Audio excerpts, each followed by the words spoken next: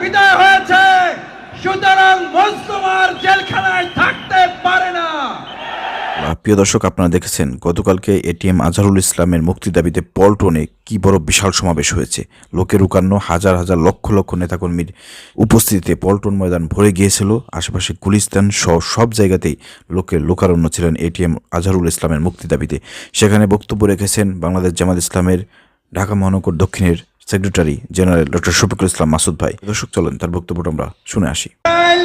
শাহবাগ, শান্তিনগর, গুলিস্তান সব এলাকা লোকে লোকারণ্য হয়েছে। আজকে এই লোকারণ্য হওয়ার মধ্য দিয়ে প্রমাণ করে এটিএম আজহারুল ইসলামকে বন্দী করে রেখে মূলত বাংলাদেশকেই বন্দী করে রাখা হয়েছে। এটিএম আজহারুল ইসলামকে মুক্ত করে বাংলাদেশকে পরিপূর্ণ মুক্তির স্বাদ দেশের মানুষকে গ্রহণ করার সুযোগ দিতে হবে। জুলুমের বিদায় হয়েছে, সুতরাং মজলুম আর জেলখানায় থাকতে পারে না। জালিম বিতাড়িত হয়েছে, মজলুম জেলখানায় থাকতে পারে না।